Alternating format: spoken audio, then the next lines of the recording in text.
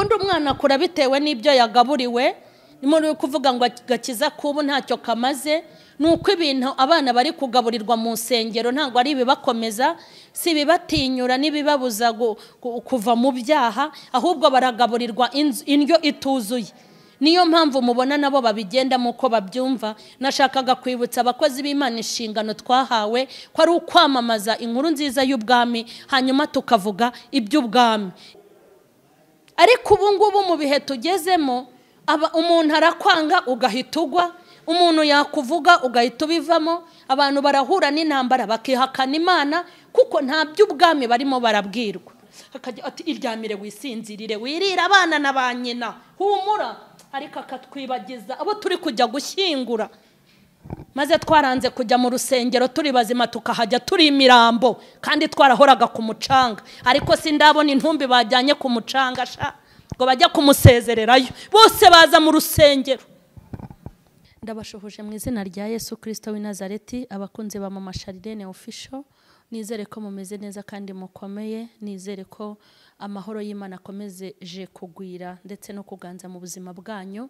Nizere ko mumeze neza kandi mukomeje kunogerwa na gahunda zinyura kuri M.Charlene. Nizere ko muri guhindurwa n'imiburo y'Imana. Imana y'amahoro nibaho umugisha, turabakunda n'Imana irabakunda. Nkomeje kubona benshi mugenda mukora subscribe. Imana y'amahoro nibahe umugisha. Muri aka kanya tugiye kuganira ijambo ry'Imana mu byakozwe n'intumwa igice cyaho cya mbere ku murongo waho wa 3. Amaze kubabazwa ababonekera ari muzima, atanga ibimenyetso byinshi, agumya kubabonekera mu minsi 40, avuga iby'ubwami bw'Imana, nuko abateranyiriza hamwe abategeka kutava i Yerusalemu, ahubwo murindira ibyo data yabasezeranyije, ibyo nababwiye. Amen. Ndashaka kubwira abantu ngo mu minsi Yesu yamaze ku isi, mbere yuko apfa na nyuma mbere y'urupfu rwe na nyuma y'urupfu, nta yindi nkuru yabwiye abantu, ni inkuru z'ubwami. Aha hantu ndashaka gutanga message ku bakozi b'Imana abitiriwe izina ry'Imana, mbabwira ko Yesu mbere yuko apfa na nyuma yo gupfa kwe yagiye abwira abantu inkuru z'ubwami. Yagiye abwira abantu inkuru z'ubwami. Ni nayo mpamvu ushaka kubabaza ngo mwebwe twebwe ibyo tuvuga tubikura he? Ibyo dukwiye kuvuga ni ibiki? Ese misiyo twasigiwe n'umwami ni iyihe? Nibyo nshaka yuko tuganira muri aka kanya. Ndashaka kubwira abakozi b'Imana ngo dufitanye urubanza na Yesu wadusigiye uyu murimo, kuko ngo mbere yuko apfa na nyuma yuko apfa nta zindi nkuru zamubaga mu kanwa, ni inkuru z'ubwami. Inkuru z'ubwami niyo misiyo twahawe n'Imana, kuvuga iby'ubwami, kondisiyo z'ubwami, ibyangombwa by'ubwami, niyo misiyo dufite. Ibindi turi guteka imitwe. Imana ibafashe. Ndashaka kubwira abantu ngo ntimurye ngo munywe, mugende mwigaramire mwiturize, mwumve ko ibintu byarangiriye hano. Ndashaka kwibutsa abakozi b'Imana ngo misiyo dufite ni ukuvuga iby'ubwami. Misiyo dufite nizo kwamamaza ubutumwa bwiza bw'umwami, kandi tukavuga iby'ubwami. Tukabwira abantu ko nyuma y'ubuzima barimo hari ubundi buzima. Tukabwira abantu ko nyuma y'imiruho n'imihati hari ukuruhuka, ndetse tukabwira abantu ko nyuma y'ibibi bakora harimo igihembo cy'ibyaha ari urupfu. Tukabwira abantu ko urugendo rwo mu isi nirurangira hari ikindi kintu kizakorwa, imirimo yacu izapimwa. Tukabwira abantu ko ibintu dukorera mu isi hari urubanza ruzaza. Tukabwira abarushye baruhiye muri Kristo bakamwubaha ko hari ukuruhuka kwiteka. Tukabwira abantu bagomeye Imana ko hari umuruho witeka.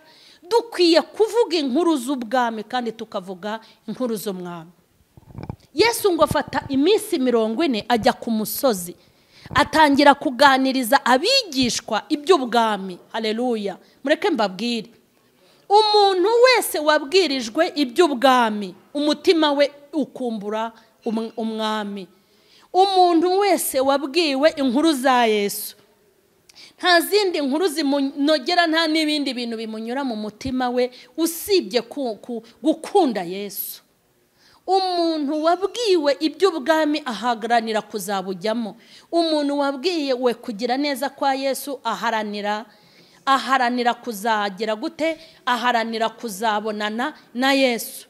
Ariko muri iyi minsi aho tugeze, abantu bifitiye andi makuru. Uba amakuru yuzuye mu nsengero na makuru yo kwaka amafaranga no kuvuga umugisha uterwa no kuyatanga. Kuramo urukweto uruzane urutangira Imana iraguha izindi nk'eshatu.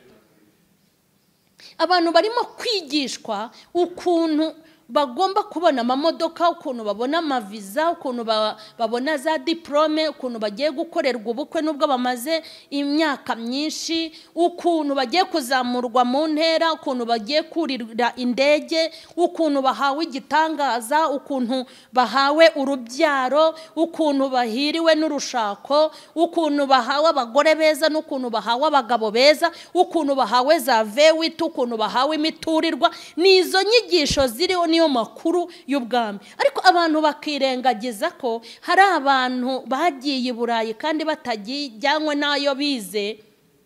Abantu bakirengagiza ko mu ndege hagendamo n'indaya zigiye kwicuruza. Abantu bakirengagiza ko n'ibyihebe bigenda mu ndege. Kugenda mu ndege ntago ari ibirenze, kandi kubaka etaje si ibirenze, kuko hari n'abazifite batazi gusenga. Kugura vewiti ntago birenze, hari n'abaziguze kandi batazisengeye. Kubona promotion ntibirenze, abazihabwa bose si uko basenze. Ibi bintu byo muri iyi si hari abantu bafite batigeze babisengera. Biriya kubibona nta birenze, ahubwo kuzabona ubwami nicyo kintu kirenze. Niyo mpamvu ushaka kwibutsa abakozi b'Imana ngo mwataye inshingano ya misiyo mwari mufite. Mwahawe misiyo zo kuvuga iby'ubwami, kuko mbere yuko Yesu apfa, mbere yuko apfa akiza mu isi, yagendaga avuga iby'ubwami gusa, abwira abantu ngo nibezwe, abwira abantu ngo nibakizwe, abwira abantu ko hari ubundi buzima. Amaze no kuzuka nta yindi message yigeze atanga. Yatanze message abwira abantu iby'ubwami. Mu minsi Yesu yamaranye n'abigishwa be, nta kindi yababwiraga iby'ubwami. Mureke mbabwire, kugira ngo abigishwa babwirwe iby'ubwami, ingaruka nziza zavuyemo nizi. Bahuye n'intambara, bahura n'ibikomeye, ntago bigeze babibigwari, ntago baguye, bakomeje kuguma mu mwanya kuko bari barabwiwe iby'ubwami. Impamvu babaciye ibihanga ntibacogore, impamvu batewe amabuye ntibacogore, impamvu babarwanyije ntibacogore, impamvu babakereye amajosi ntibacogore, impamvu baterwaga amabuye ntibacogore, nuko Yesu yari yarabaganirije iby'ubwami. Ubundi umwana akura bitewe n'ibyo yagaburiwe. Ni muri kuvuga ngo gakiza kubu ntacyo kamaze. Nuko ibintu abana bari kugaburirwa mu nsengero ntabwo ari bibakomeza, si bibatinyura n'ibibabuza kuva mu byaha, ahubwo baragaburirwa indyo ituzuye. Niyo mpamvu mubona nabo babigenda muko babyumva. Nashakaga kwibutsa abakozi b'Imana inshingano twahawe ko ari ukwamamaza inkuru nziza y'ubwami, hanyuma tukavuga iby'ubwami. Ibindi bitari iby'ubwami nta mumaro wabyo. Urusengero rutavuga ubwami nta kintu rumaze. Indirimbo zitari mu bwami nta mumaro wazo. Ivuga butumwa ritari mu iby'ubwami nta kintu rimaze. Impuguro zitavuga iby'ubwami. Kandi mureke mbabwire, byose ni hahandi tuzitaba Imana. Ubundi se tuzayikweperaye? Tuvugisha ukuri. Mu butunzi abantu bafite nta uteze kugura umubumbe azibumbiramo kugeza isi irangiye. N'abari mu yindi mubumbe hari igihe nyine iherezo rizagera rya byose. Iyi Mana n'abatazayitaba bazayisanga. Niyo mpamvu dukwiye kuvuga iby'ubwami, kuko hari igihe kizagera abantu bajya mu rubanza. Ibi bintu twirirwa twidegembya, tukidegembya kubera ibyo duhaze, tukidegembya bitewe n'iterambere turimo, tukidegembya bitewe n'inzego tugezemo. Ariko ubu ngubu mu bihe tugezemo, umuntu arakwanga ugahita ugwa, umuntu yakuvuga ugahita ubivamo. Abantu barahura n'intambara bakihakana Imana kuko nta by'ubwami barimo barabwirwa. Ndashaka kubwira abakozi b'Imana ngo nimwikubita agashyi. Ntabwo intego twahawe ari iyo gukubita ibiganza mu bantu bagatembagara mu rusengero bakagwa. Ntabwo iri ariyo misiyo. Guhagurutsa ibirema hari uburema bwo mu mutima, hari uburema bwo mu bwonko, hari uburema abantu baremareye mu byaha. Nimubanze mubahagurutse mubavane mu busambanyi, nimubavane mu bapfumu, nimubavane mu guterekera, nimubavane mu miti basiga ku mabutike yabo ngo bacuruze, naho ibyo kuvuga ngo baratimbago. Buryo ubumuga bwa nyuma bubi nubwo mu bwonko no mu bitekerezo no mu bikorwa. Ubutumwa bw'ubwami niyo misiyo twahawe, nta yindi nshingano dufite. Ni ukubwira abantu ko ubwami buhari, ni ukubwira abantu amategeko y'ubwami, ni ukubwira abantu ngo nibashaka inzandiko zibatambutsa zikabazabageza ku bwami.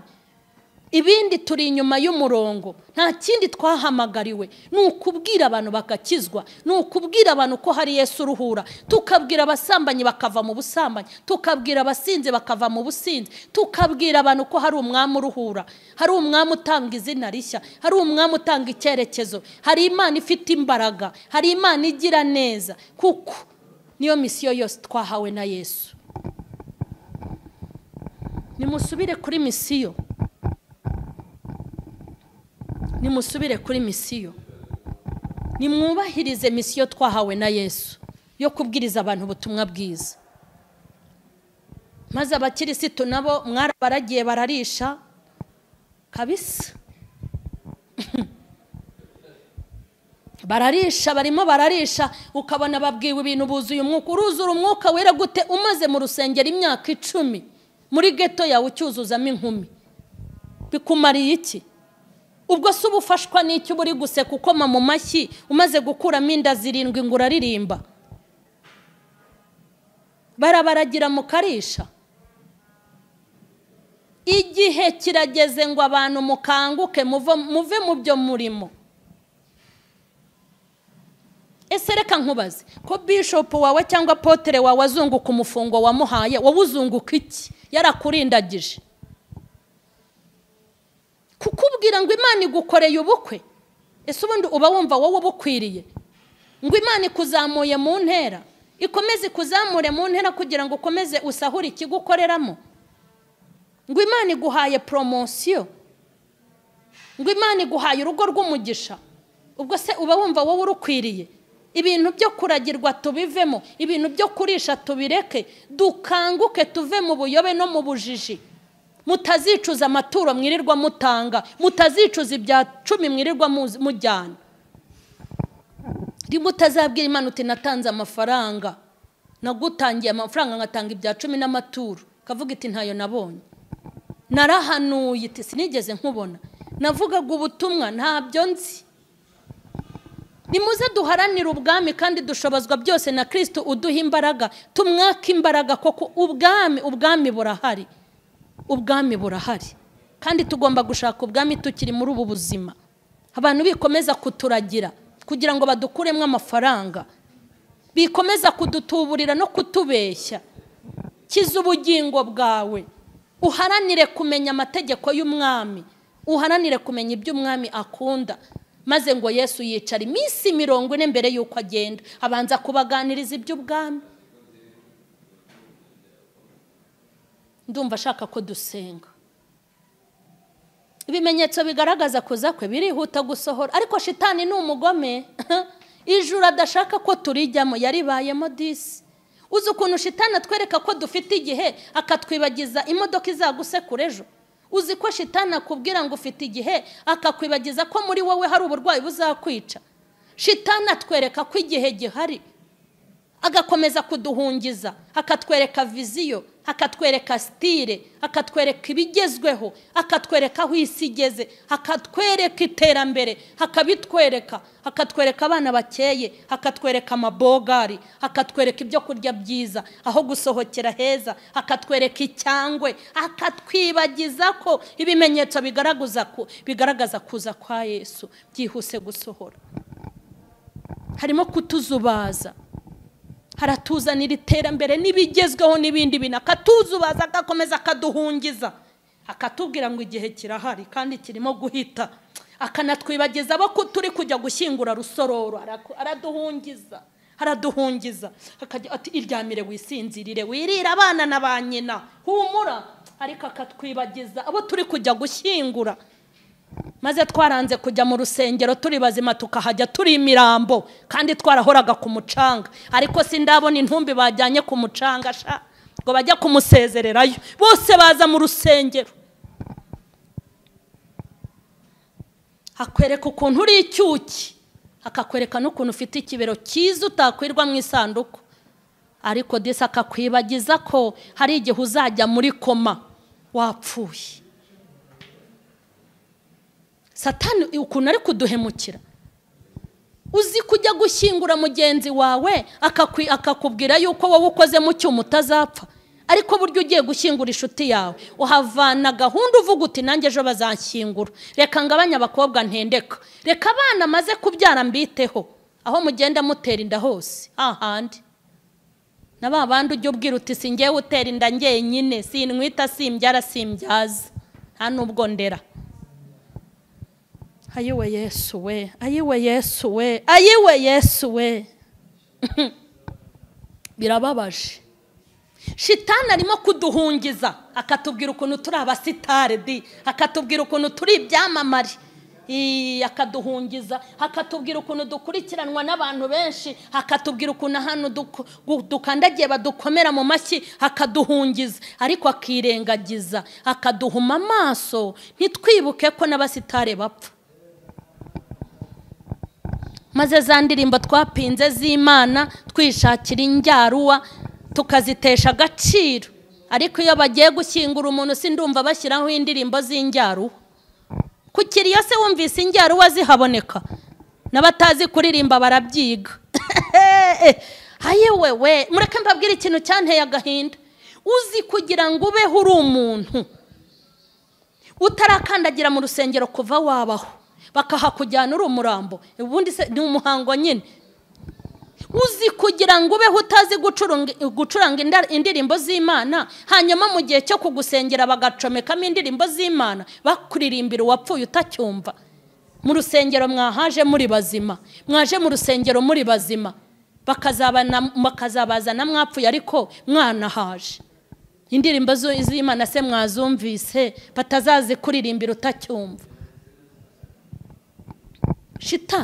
Shitani utwereka ko tutazapfa kandi hari n'igihe aguhiga abona igihe cyawe cyageze Shitani utwereka ko turi ibihangange nta rupfu rwadushobora agakomeza kutuzubaza kajya kubwira iti ujye winywera inzoga nta kibazo yego nunayabura ujye wiyandikisha Shitani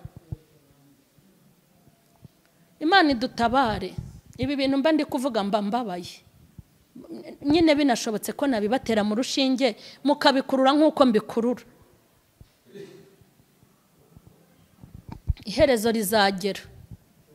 iherezo rizagera kuri buri wese ukomeye n'uworoshye uzwi n'utazwi n'utaramenyekana iherezo rirageze yaba wari uzi ko iherezo rihari hari imico wahinduye hari ingeso wagahinduye hari imyitwarire wagahinduye wakirizwa ahagaragara ugakirizwa n'ahatagaragara mureke dusenge twinginga Imana nubwo bikomeye ariko kubw'imbaraga ze dufite tuzabaho no mu rupfu kubw'imbaraga ze dufite Yesu azadushoboza dutambuka amahoro tugiye gusenga mwami Yesu tugucire bugufi muri uyu mwanya mwami Yesu izina ryawe nirihabwe icyubahiro mwami Yesu tugushimiye umunsi w'inyongezo waduhaye mwami Yesu ndasengera abadukurikiranye muri uyu mwaka muri uyu mwanya abadukurikiranye muri iminota turasenze ko kugira neza kwawe kubabeho imbabazi z'Imana nizibatwikire wohereze marayika ukangura uhitura abantu utanga imbaraga mu bahungu no mu bakobwa bawe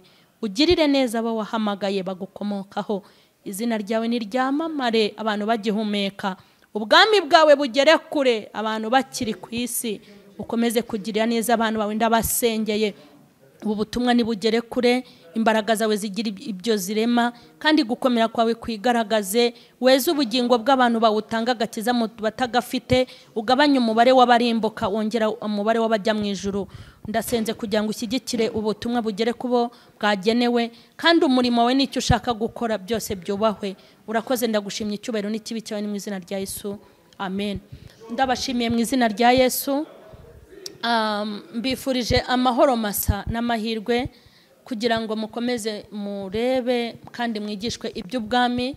Abakomeje gukora subscribe, Imana ibaha umugisha, kandi mukomeze mukore share, mwandike aho hepfo kuri comment, mutanga inama n'ibitekerezo. Imana y'amahoro ibaha umugisha. Amen.